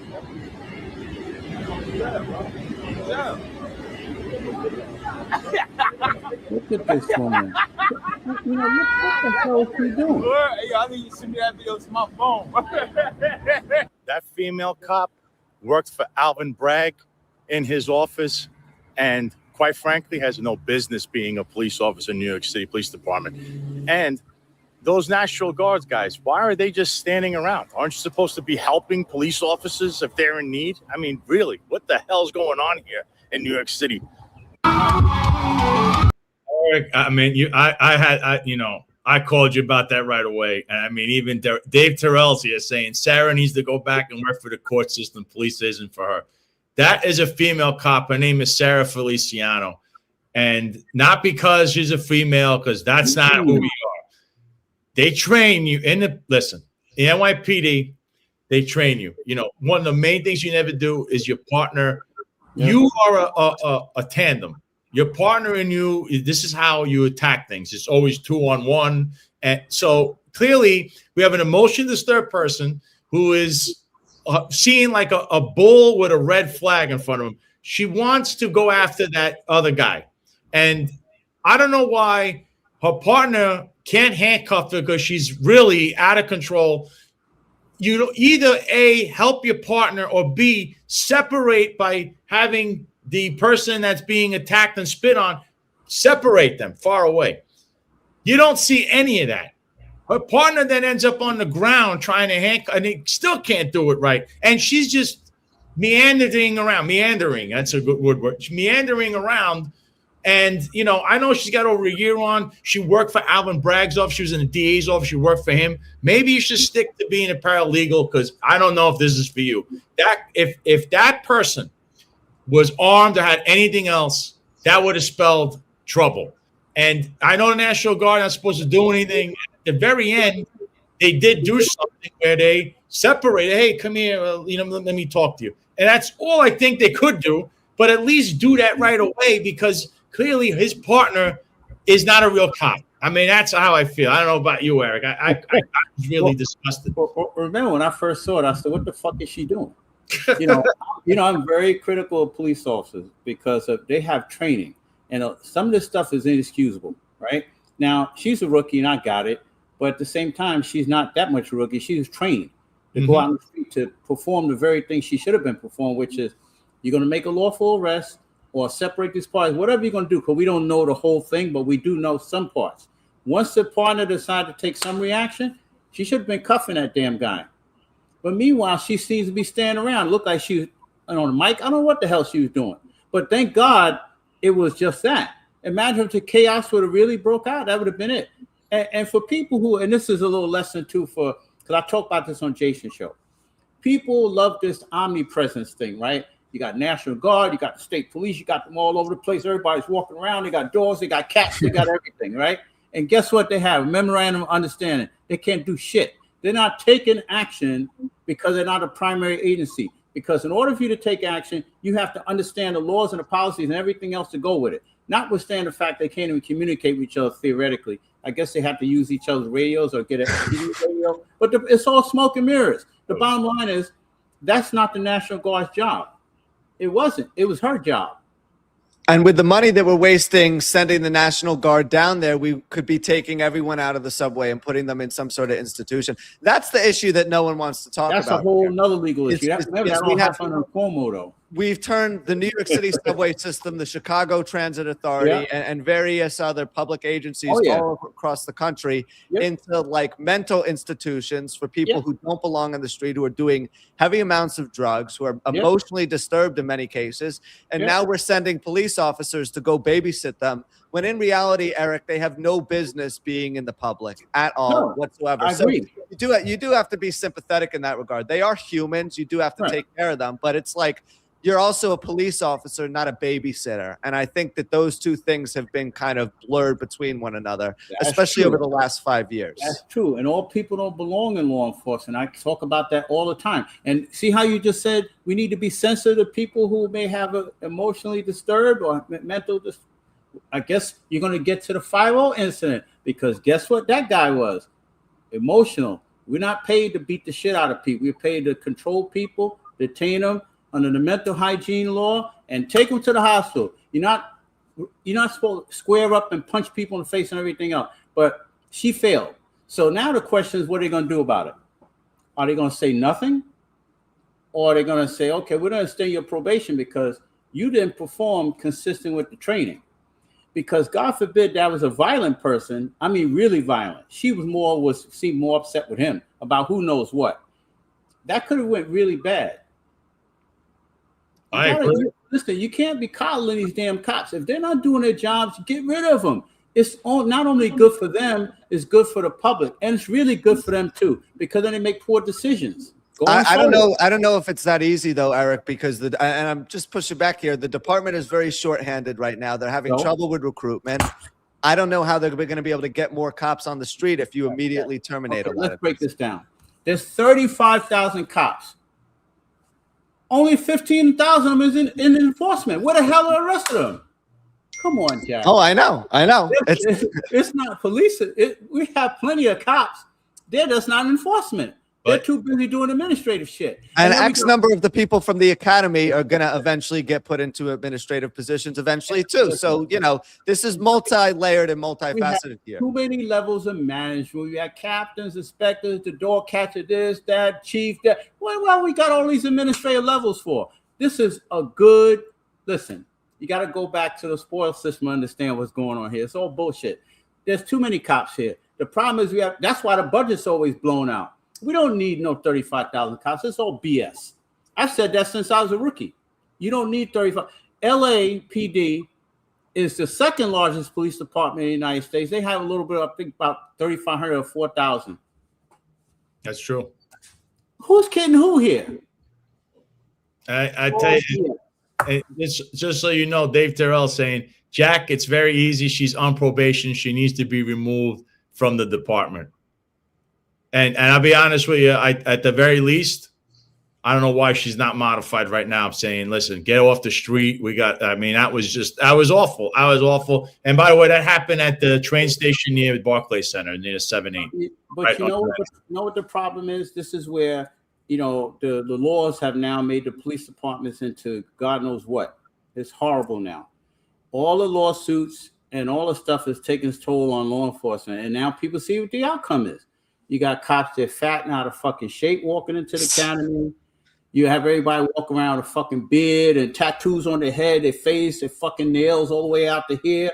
I mean, it's just a fiasco out there. You making gang signs in Brooklyn. I don't know if you saw it's a disaster. And the problem is, the patrol guy used to have cowardice, and the patrol guy used to be able to charge people with that. They took that out now. Now it's conduct unbecoming. It's all BS, man. Come on. It's just crazy. And this is what the problem is. You have too many people that don't listen. Police work's not for everyone. It's a tough job. It's not easy, but believe me, if you're not up to the task, you're doing yourself a disservice, your partner a disservice, and the public a disservice.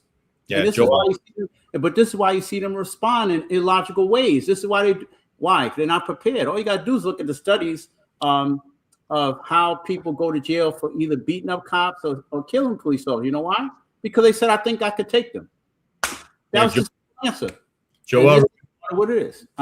Joe Ramirez saying here, there's about 12,500 cops that are conducting enforcement, meaning out of this large amount of people, that's what you have, because they have 1 billion units, and those units have captain, inspector, chief. So that's overblowing. Yeah, we don't need a ceremonial unit. We don't need a public relations unit that's spending more money on public relations than pretty much every public relations firm in the tri-state area. Yeah. We don't need a special mobile. No, I'm being dead serious, Eric. No, you're right. No, I agree with you. Yeah, there's been cutbacks in corporate public relations, and the NYPD is still spending more money than they spent on it 5 years ago, right? So that's an issue. I mean, you could point to a million different places within the department where wasteful spending is going on, and they don't want to address it anywhere. Nope. So now I did have this. The next video is piggybacking off the last one. So the Joe cops were all for the first one. This video, they lost their minds. Because, oh, how dare you? How dare you say this about this or even bring this up to anyone's attention, even though this video was already viral before I got it. But let's play this. This video I'm about to play you comes from Instagram via Cop Watch CPU. It features a emotion disturbed person who entered the 50th precinct in the Bronx, assaulted a police officer. They tased this individual. That didn't work. So enter Officer Riley, who's in plain clothes, but on duty. And, well, let's see what happens.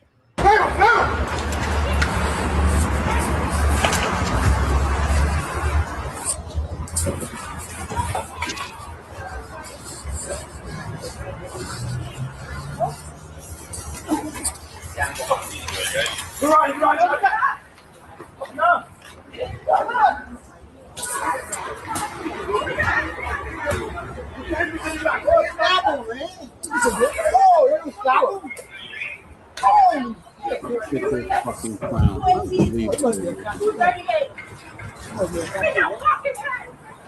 Look at this one screaming. Get in your fucking hell. This sounds like a bunch of Keystone cops. Fucking ridiculous. Unbelievable, man. Oh my God. That's crazy.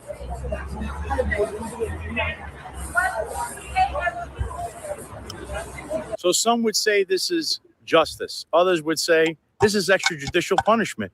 This officer is known to be one of the favorites of the commanding officer there. But I can tell you through my sources that many that work there are very uncomfortable over what took place. Those extra strikes while the individual gave himself up and was in handcuffs, I don't know. Is that going to be justified or not? I got to say this. Look. And this guy, Riley, whatever, his name, the guy is known in the precinct. He's had a history, if you as you could tell. But he's known in the precinct as the CO, the commanding officer of 5-0. Basically, this guy could do no wrong. Okay, he's one of the CO's boys or whatever you want to call it, which is already a problem if you really look at it that way. But you come out, you saw them. The video, what really happened is this guy went into the station house, punched two female cops, I believe. They tried to tase him. That didn't work. He's emotionally disturbed.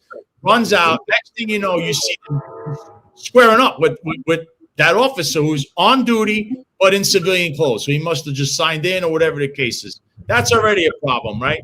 Then he's out there and he's squaring up, and you would have had almost an articulable story in that you went out there and he squared up and then you hit him. But then we see he's not around, and what do we see? No bueno. MMA. It's MMA. Like it's. We just watched Dana White's, and then all go cops. And every time, I don't know how many more times I gotta keep saying this. You all come out defending someone, and here you come. You blame me. Oh, so since I post it, now it matters. So then I'm more important than you guys are even saying I am, right? If I post something, it matters. Apparently, this video was already all over the place before it got sent to me. And by the way, it got sent to me by one of your own. Look around you. You don't know. The guy you think is your friend may not be your friend. And they said they didn't like this. And the people that work in this precinct, I'm not going to give you names, they're very uncomfortable with the situation. No, that's not what you're trying to do. Very uncomfortable. So, Eric, what does that look like? I mean, is that extra? On, man. If someone has to answer this question, they don't know the difference between fucking law enforcement and acting like a goddamn thug. They don't teach you to do that. And then now that we know the even backdrop, it's even worse now, right? He's a person that's emotionally disturbed. He's known in the command. We don't see the first part. So you ask yourself the first part no one's talking about. How did he hit two female officers? Let's think about that. You think they were paying attention to him? Probably not. Lackadaisical. This is shit nobody likes to talk about, right? So he punches the two female cops. So now you want to go to apprehend him. But he's really emotional disturbed person. So is he really going to go to jail and get prosecuted? He shouldn't be because he has a mental defect, theoretically, right? So you chase him down the block. So the guy squares up with you. So what does the police department teach you to do? Arrest, indirect weapons, direct weapons. That's it. They don't teach you square up with nobody and fucking throw up your duke. That's some bullshit, right? So the guy throws up his hand. He swings at him. He doesn't try to grab him. He tries to punch the guy in the fucking face. Now, guys think all this shit is funny. Let me tell you something. You haven't been around enough to see it. I've been around long to see it. There's been cops that's done this kind of shit before. They do all this fucking beat up the public. Let me tell you something. Guys that are out there that are committing crimes, they know part of their journey is to get arrested. They know that. They know that comes with the territory. And they'll respect that. What they don't respect is when you start acting like fucking criminal. You start acting like a criminal, guess what they're going to treat you like? A criminal. And that's when shootings go up and everything else. So if you think all this shit is fine, trust me, I've seen it. Then they start assaulting cops and they start shooting at cops. So you'll keep this bullshit up, I'm telling you what's going to happen. Because it's happened before. I've been around long enough to see it. All this Joe Cop shit is going to backfire, I'm telling you. You get trained to grab people, arrest them, and if you have to use force, you use force, but you lose lawful force consistent with your training. Not doing what the hell you want to do. As soon as that guy swung, he should have been trying to grab him and take him down. That's what he should have been doing. And then punch him in the face while he's on the ground. That's what you do to a person that's emotionally disturbed. You see in other jurisdictions, they go to jail for that shit. You can see it all over the United States. So you punch him in the face, and this other asshole comes, and I'm going to say what they are, because, see, I'm against bad cops. So fuck it. I don't care if they don't like what I'm saying. The cop that's punching him in the back of the head, you see him in uniform, he's punching him right in the medulla. You know you can kill somebody by doing that? Like, what the fuck is the matter with you? Yeah, I'm sure you heard about that situation in North Carolina from a week ago. Where the cops were caught on a door like a door camera, throwing the woman down to the ground. Yeah, exactly. Yep. So these guys, and then the other idiots in uniform, give me your fucking hand. Stop these fucking guys! Like, what are you doing? You have an affirmative duty as a police officer to intervene. Why didn't you stop them? If I was Tish, this is why I didn't want to come in under Adams administration. Now I'll talk more about it, right? They wanted me to come back into the police department, but I said, no, I'll stay as a lawyer. Because if I was Tish, or if I was someone with authority, that first cop that punched him in the face on the ground, he'd have been suspended. He'd have been a fucking collar. The other one hitting him in the back of the head, he would have been suspended in a collar. And the other idiots around him, they would have all been suspended for failing to intervene. You have a job to do. You're not a street enforcer. The police officers not thugs. Because if you want to be thugs, that's what the thugs are there to do. They're there to equalize the thugs. Remember that. Remember, these guys, and I keep saying this all the time, I'm passionate about this because, see, back then when I was they used to shoot at cops like it was nothing. That was a normal thing. They were shooting so much at the cops that you didn't report half the shit. And we didn't have 9mm then. And back then they were using Tech 9s, Mac 10s, Mac 10s, Mac 11s, and everything else in between. So come on, you keep this shit up. You're going to see what's going to happen. They're going to start revolting against the police because you can only police because society lets you police. Don't think you can go to those projects because you're the big blue tough guy. No, because the majority of them are going to let you go in there and police. Anytime they want, they can fucking turn on the government. And people forget that. That's how the United States was founded 250 years ago, right? People said the government is abusing us, taxation without representation and all that stuff. Guess what they do? Boop. United States was born. They threw the British out, right? This is the encounter that I was just describing in North Carolina, and the man pictured on the left was ultimately arrested and then released on a $10,000 bond. But this actually brings me back to a conversation we had with Stephen Lee recently, Eric, because he talked about an encounter that he had with a former friend who was a drug dealer that went down the wrong path. And he said to him, even when he was in uniform, drug dealers and people who are bad don't like cops who are also bad because you're either a good person or a bad person. That's right. Right. And when people see that video of that cop beating someone up after he was already in handcuffs, even if you're a drug dealer, you look at that and you say, that's someone who's in the wrong. And if he ever tries to stop me, I have extra incentive and motivation to try and beat him up because it's what he's doing to others in the neighborhood. It's weird how the law kind of enforces itself in a sense, even though people, there are people on the right side of the law and the wrong side of the law. When there's someone crossing over, everyone who has a moral compass feels the need to speak up and do something. And again, I say this, because the Joe cops are out there. First of all, they put this in. You should be intervening if somebody you're not pounding a guy's head in. That's not your job as a cop. I'm sorry. And if you come out, first of all, you're in plain clothes. If there are responding units responding to this, they don't know who's who from what, and they just see you swinging away. things could go really bad. But the fact that you were doing that, there was no attempt to try to make this arrest. He just kept hitting the guy in the head. Yep. There's something wrong. And look, UFC is not what they train you in the NYPD. You might go and do jiu-jitsu, have 20 black belts. If you do one of those moves and you get caught using it, they're going to try to fire you. Okay? They've made this very apparent because for years, people have wanted them to change the curriculum as far as training goes, and they haven't. And probably because the lawyers looked at it and said, well, if we put someone in a hospital, they know all. They think of all the different angles. The reason they haven't trained anyone to use any other moves is because of legal liabilities. That is the only thing I could come up with. So use your training. Don't get into these stupid incidents and then get mad because here I am showing it. Because you know what it really shows, and in the next video is even worse.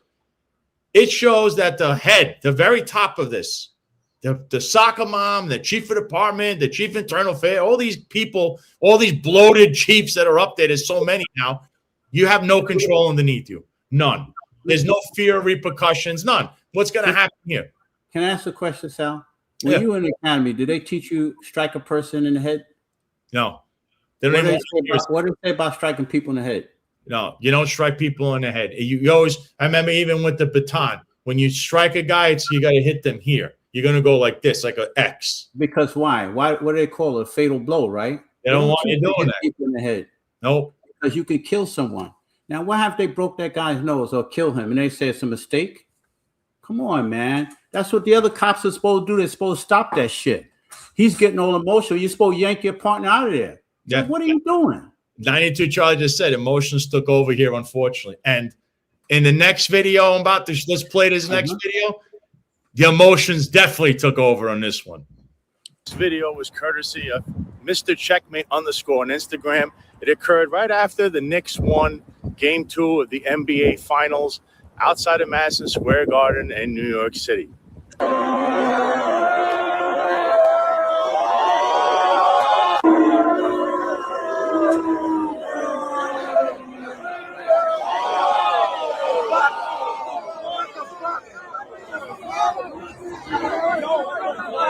That's a second-grade detective from the Central Park unit in the NYPD. How many more times does the public need to see incidents like this that keep occurring under the soccer mom's leadership in the NYPD? Jessica Tisch cannot rein in her police department. And again, do you guys think that was justified? Or is that extrajudicial punishment? What's really going on here in the New York City Police Department? This video was Eric, this thing, look, there are people making excuses, okay? Now, first of all, I know this thing went viral everywhere. It was viral on Instagram. It was viral on TikTok. It was viral on X, okay? And why? On me, it had like 3 million views, which drew the ire of a certain bald vanilla midget who just— Who cares about him? I wouldn't even fucking address that. Who just stay in your lane. Nobody go, I don't bother you. Stop coming over here. You're like a little chihuahua and you are 5'6". Please, we're not going to debate. Stop acting like a street dog. You need a step ladder if you even want to come up to me. And you were a coward on the job. You hid your whole career. You mentioned Roger Stone. You mentioned me. By the way, the beginning of your wannabe social engineering show, I am on it with Roger Stone. Talk about real, winners. I mean, you need to evaluate your own life, your own anger issues. Stop worrying about Sal Greco, okay? I wouldn't even address that guy. He's a waste of breath. He really is. I know. Now, to get to this incident with this individual, right? You're out there. You're out there. And this guy's being handcuffed. Okay? Now we know he's under control. There's a captain. There's 3 other cops. And this other guy, the community affairs guy, he's not taking the arrest. Puts his hand once again on his neck. Right in as you could see it. Now, again, in the police academy, you were talking about this, Eric. Yeah. Where do they train you to grab someone's head? I don't know where that comes from, right? You see him grab his neck, and then boom, his head hits the pole. Now, the Joe cops love saying he threw himself on the pole. So that would say that I'm going to purposely throw myself on the pole. No. I would say the more likelihood is he threw his head against the pole. For what reason? I don't know. They're saying he did all these things. He's actually not the guy, because they just wrote about it in the New York Post. He is not the guy that assaulted cops. What he did, I don't know. They said he might have been spitting at people, having a good time. Whatever the case is, does that action, whatever he did, warrant the action of what happened is the question. They don't train you to do that again. They don't train you to do that. If I may interject for a moment, because listen, I think that he was totally unjustified in smashing his head into the pole. But guys, let's be honest. I mean, the training in the police academy is totally insufficient. I wouldn't take. Stop it, Jack. Stop it, because you're going to give. No, I'm going to cut you off now. Stop saying that, because they put a lot of goddamn money in training these cops. Don't say they don't. And this is why I'm going to push back now, because you have these cops believing this shit. This is why these cops go out there and get in trouble. Someone's got to stop it. They get training. Stop saying they don't get training. They get training. They don't listen to the fucking training. They don't follow the training. It's not they don't get the training. I've been through it. Remember, I still represent cops. They got oodles and oodles and oodles of stuff. But you know what cops do? They blow it off. It's all bullshit. It's a day out. They go drinking. They do this. They do that. Don't say the police department don't train, because they do train them. All these agencies train their cops all over the United States. The problem is cops don't fucking listen.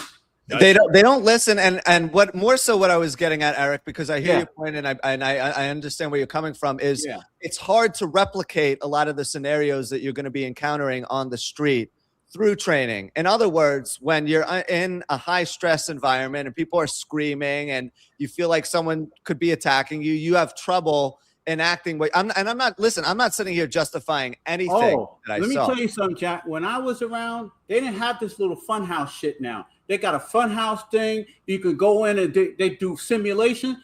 They receive training, Jack. I'm telling you. If you let these people bait you into believing that they don't get training, you're going to be led down the wrong path. They get a lot of training. They get a shitload of training. Matter of fact, they could use more training, but that doesn't stop these problems.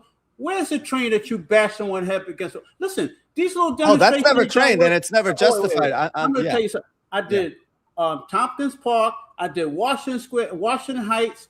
I did all the big major demonstrations. Guess what I didn't do? I didn't bash anyone's head up against the goddamn wall. I didn't kick nobody. I didn't punch him in the face. I didn't take my gun and hit him in the head. Guess what? Because I followed my training. And I remember that I'm a police officer, not a thug, not there to beat the shit out of people. That smashing the head in the pole, they're not taught anybody to do that. Oh, the guy should avoid it. Oh, he hit his own head. If he hit his own head, that means you didn't have control of him. It's still your fucking fault. It's your prisoner. You got him under control. Your responsibility.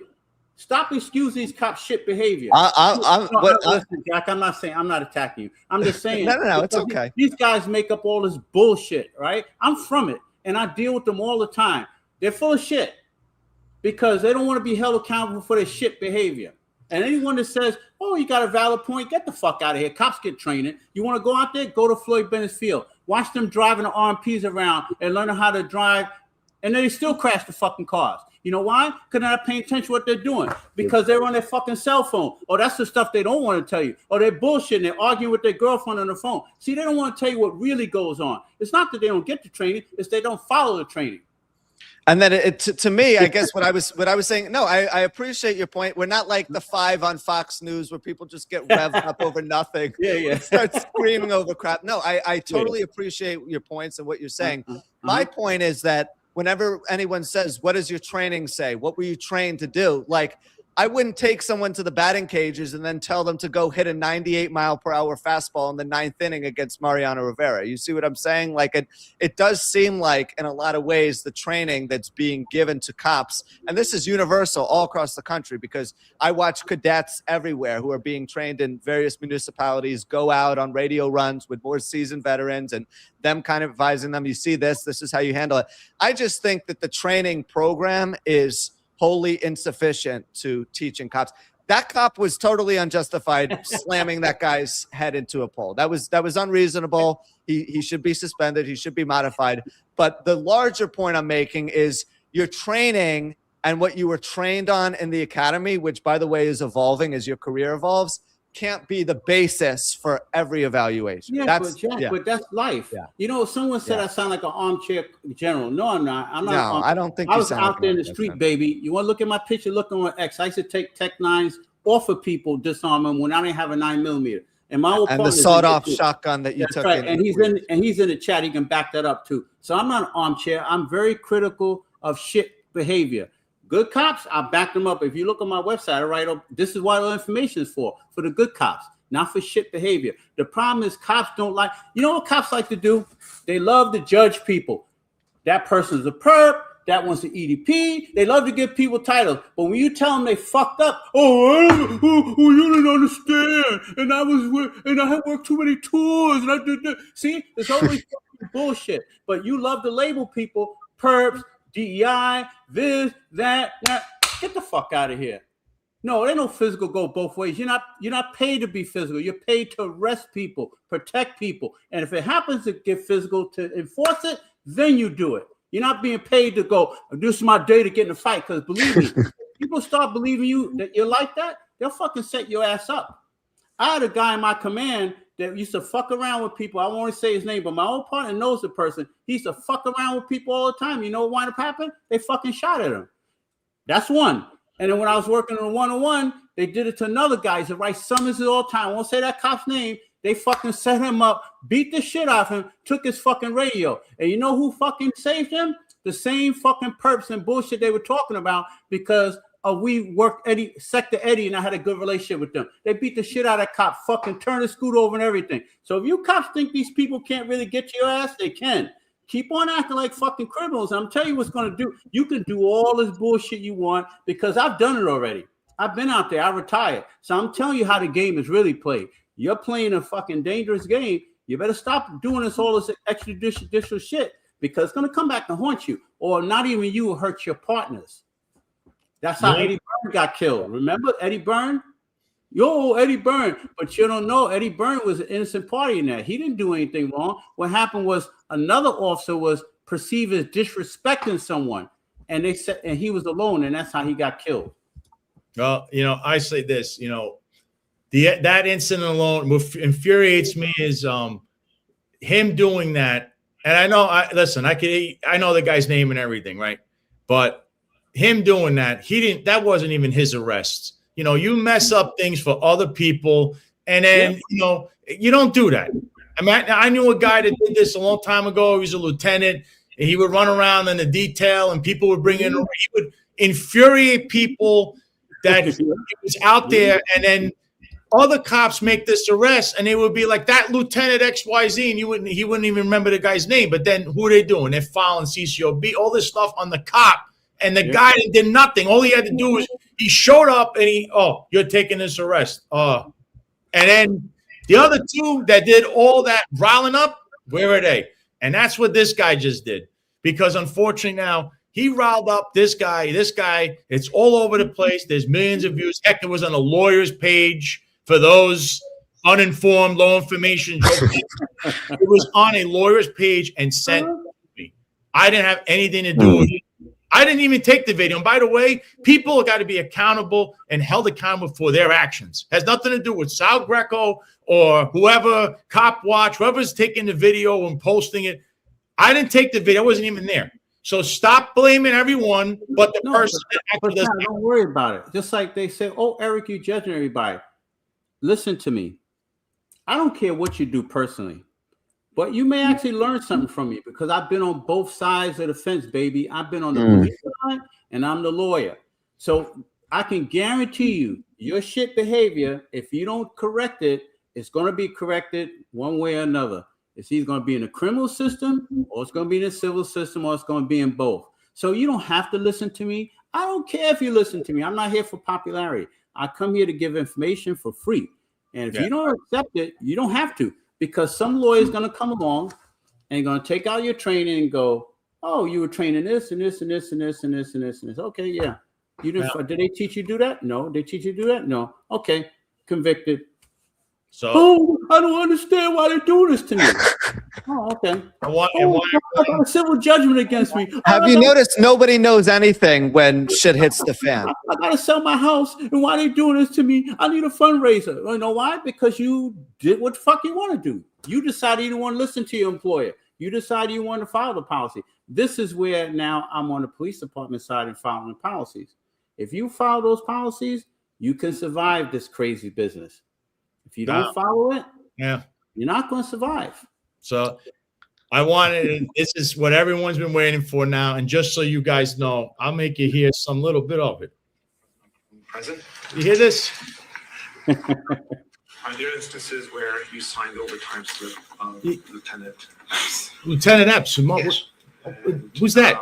How frequently do you sign her overtime slips? Signing overtime Could you be slips? specific? There's got to be a time frame here. Who's that? Is it? We'll go through the time frame.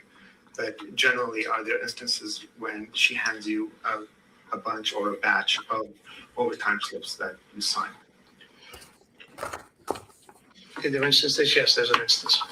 Okay, so just so you know, that's a little bit of what we're about to discuss here. Just so you guys know, I hope the soccer mom, I know she's either on a smoking break or watching this. So I know what Paul Saraceno said to Internal Affairs.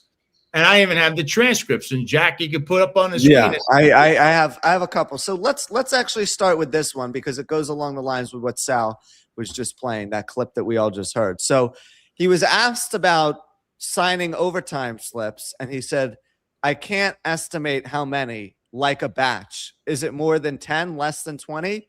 Yes, a stack of overtime. So, Eric, clearly he's being advised by an attorney here because he's not directly answering the question about how many overtime slips were signed. As a matter of fact, he couldn't even give a number.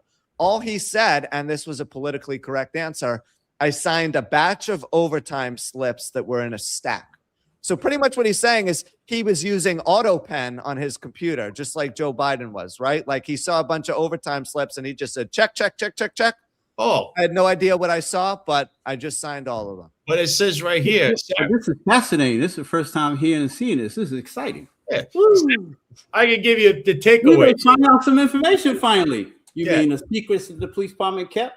I keep telling you'll keep talking. Listen, we love information coming in to debunk bullshit. Go ahead.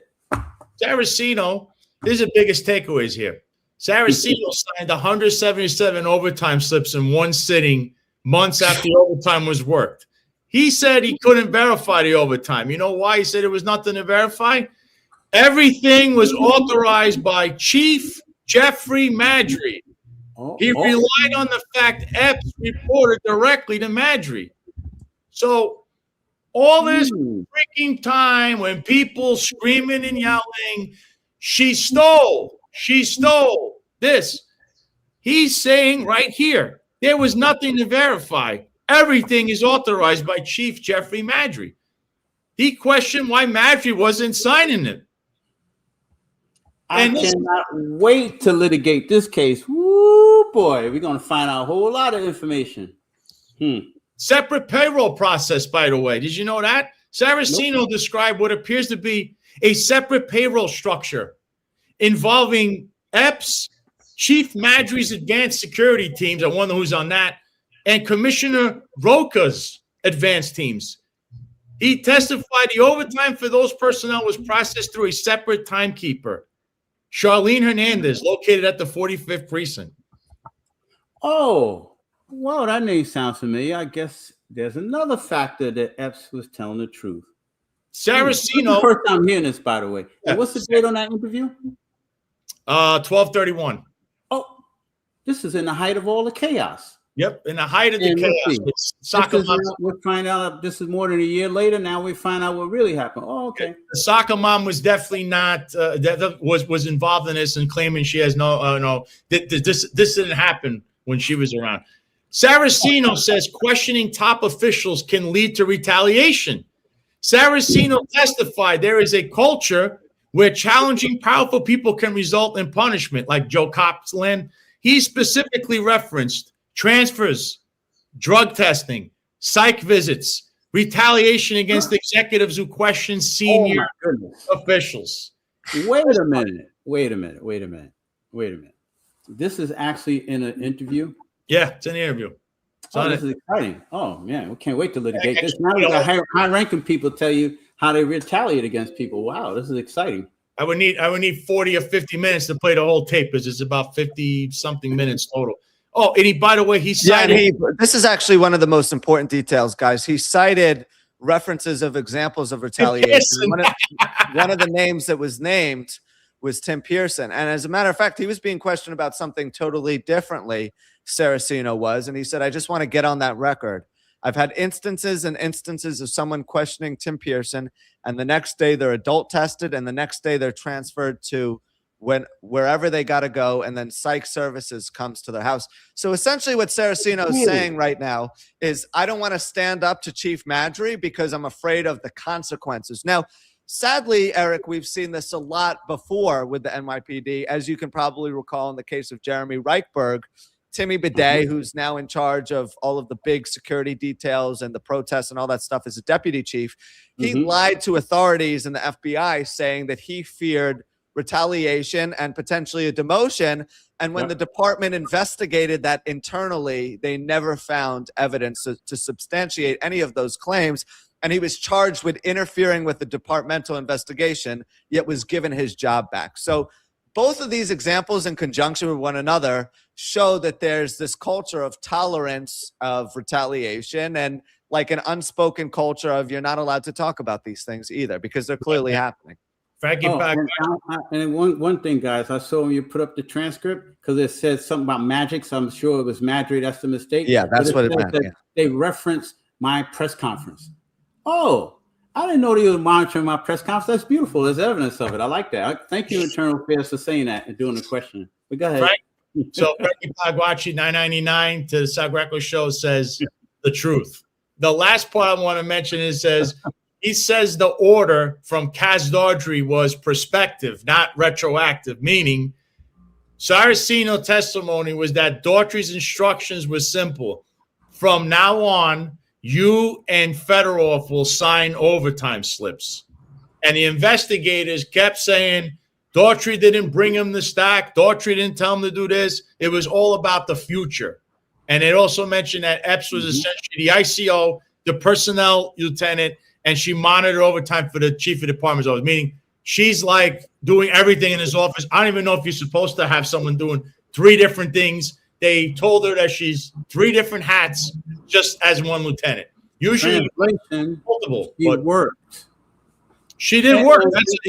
Someone said she benefit off the larceny. Stop it already with the drama shit. There ain't no fucking larceny. If there's larceny, she'd be in jail. Matter of fact, she'd be in jail with a whole bunch of other larcenists that's been gaining overtime for the last fucking 40 years. You guys need to stop throwing words around like that. It's ridiculous. You know, there's no larceny. Matter of fact, when I come out with the suit, and it's coming soon, by the way, I'm going to detail all the time she worked that she didn't get paid for. And that's even on vacation, too, for all the smart asses that think they know everything. They seem to think you're supposed to work for free while you're getting your ass beat.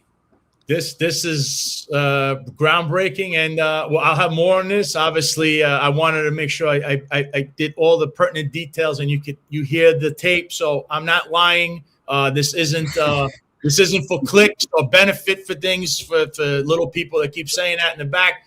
But I did want to say one last thing before we all go here. Tonight is the Knicks game. It's a big thing. The Knicks are playing tonight. I can tell you right now, there is no special victims working right now in the NYPD for special victims. Citywide, any tour. Everyone's doing 13:45 starts, so they're starting in 40 minutes and going to MSG for the Knicks detail. 129 investigators, 3 captains, all the lieutenants, sergeants, all assigned there. And I guess the precinct detective squads will be working on anything from special victims today because, as you know, the president's coming. The president will be sitting at courtside. The mayor's going to be sitting in the upper deck with in the cheap seats, I guess, which are still thousands of dollars, but that's the cheap seats. At least he's paying, though. I mean, you got to give him credit for that. Paying out of pocket and sitting with the people. I'm going to say something about this. That's pretty impressive. You're rattling off the numbers like you have inside information about personnel moves. That's actually pretty exciting. I actually. And Dave Terrell didn't give it to you because he's no longer employed with the police department. Retired. Dave Terrell. Just checking. Dave Terrell's actually in the chat, but no, Dave Terrell did not give me any of this stuff. The show thrives no matter what they throw, and don't worry, there'll be plenty more coming in the future.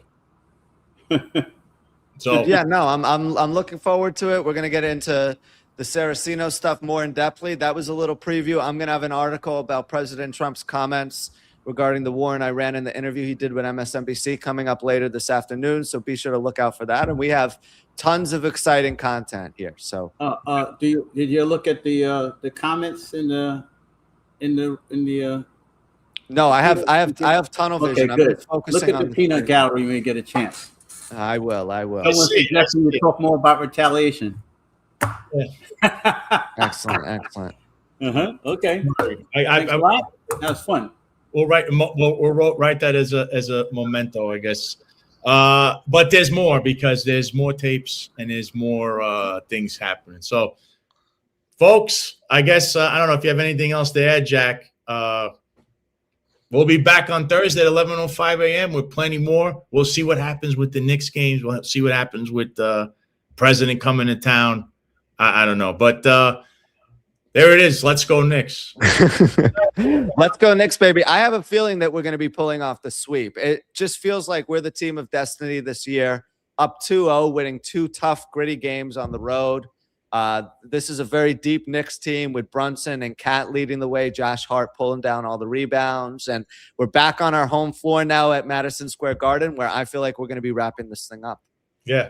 Well, we'll see how that works. So hopefully, I'm not a Knicks fan, but it's just nice to see the Knicks doing well. And if they want to be great for New York, and I can only imagine what happens tonight. No watch party, so no one's gonna be outside Madison Square Garden tonight. So we'll see how that all works out. But we'll be back on Thursday, 11:05 a.m. Don't forget to follow us: Instagram, TikTok, YouTube, Rumble, Facebook at the Sal Greco Show. Follow me personally at the Sal Greco X on Instagram, and also Jack J_Stern97 on X and Instagram. So I guess we'll be signing off from a nice warm day here in South Florida.